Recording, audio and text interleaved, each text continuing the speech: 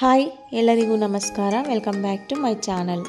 ನಾನು ಇವತ್ತಿನ ವಿಡಿಯೋದಲ್ಲಿ ಚಿಕನ್ ಪೆಪ್ಪರ್ ರೋಸ್ಟ್ನ ಹೇಗೆ ಮಾಡೋದು ಅಂತ ತೋರಿಸ್ತಾ ಇದ್ದೀನಿ. ಹೇಗೆ ಮಾಡೋದು ನೋಡೋಣ ಬನ್ನಿ.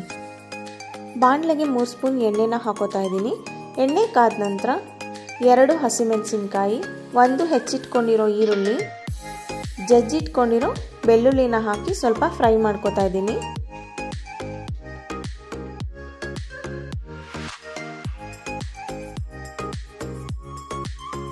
ನಂತರ ಸ್ವಲ್ಪ ಕರಿಬೇವು ಸೊಪ್ಪನ್ನು ಹಾಕಿ ಮತ್ತೆ 1 ನಿಮಿಷ ಫ್ರೈ ಮಾಡ್ಕೋತಾ ಇದ್ದೀನಿ. ಚಿಕನ್ಗೆ ಕರಿಬೇವು ಸೊಪ್ಪು ಹಾಕೋದ್ರಿಂದ ಅದು ಒಳ್ಳೆ ಫ್ಲೇವರ್ ಕೊಡುತ್ತೆ, ಹಾಗೆ ಟೇಸ್ಟು ತುಂಬ ಚೆನ್ನಾಗಿರುತ್ತೆ. ಈರುಳ್ಳಿನ 1-2 ನಿಮಿಷ ಫ್ರೈ ಮಾಡ್ಕೊಂಡಿದ್ದೀನಿ. ಈರುಳ್ಳಿ ಎಲ್ಲ ಚೆನ್ನಾಗಿ ರೋಸ್ಟ್ ಆಗಿದೆ. ನಂತರ ಇದಕ್ಕೆ ತೊಳೆದಿಟ್ಕೊಂಡಿರೋ ಚಿಕನ್ನ ಸೇರಿಸ್ಕೊತಾ ಇದ್ದೀನಿ.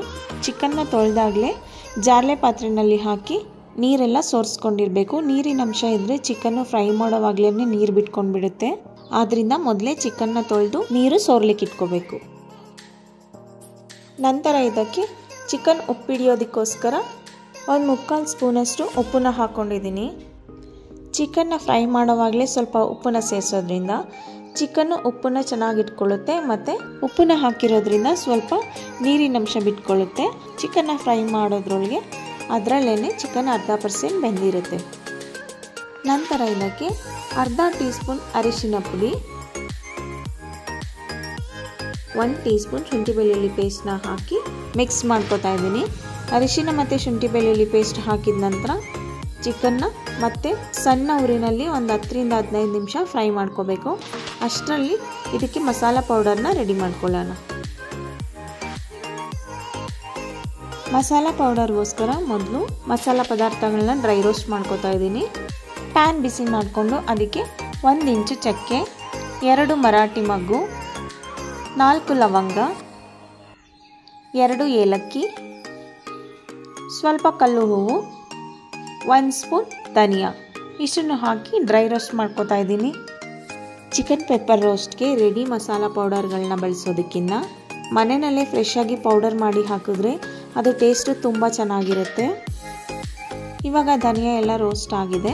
ನಂತರ ಇದಕ್ಕೆ 1 ಸ್ಪೂನ್ ಸೋಂಪು, 1 ಸ್ಪೂನ್ ಜೀರಿಗೆ, 1 ಸ್ಪೂನ್ ಮೆಣಸು, 3 ಬ್ಯಾಡಗೆ ಮೆಣಸಿಕಾಯಿ, ಸ್ವಲ್ಪ ಅನಾನಸ್ ಹೂವು ಇಷ್ಟನ್ನು ಹಾಕಿ ಮತ್ತೆ ಸ್ವಲ್ಪ ಫ್ರೈ ಮಾಡ್ಕೋತಾ ಇದ್ದೀನಿ.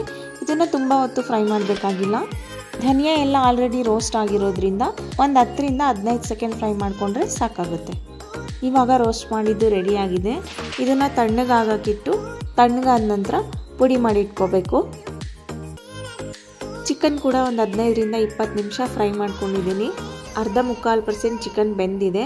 ನಂತರ ಇದಕ್ಕೆ ನಾವು ಪುಡಿ ಮಾಡಿ ಇಟ್ಕೊಂಡಿರೋ ಮಸಾಲ ಪೌಡರ್ನ ಸೇರಿಸ್ಕೊಂಡು ಚೆನ್ನಾಗಿ ಮಿಕ್ಸ್ ಮಾಡ್ಕೋಬೇಕು. ನಾನಿಲ್ಲಿ ಬೇರೆ ಯಾವುದೇ ಪೌಡರ್ಗಳನ್ನ ಆ್ಯಡ್ ಮಾಡಿಲ್ಲ. ಧನಿಯಾ ಪೌಡರ್, ಗರಂ ಮಸಾಲ ಯಾವುದೂ ಸೇರಿಸಿಲ್ಲ.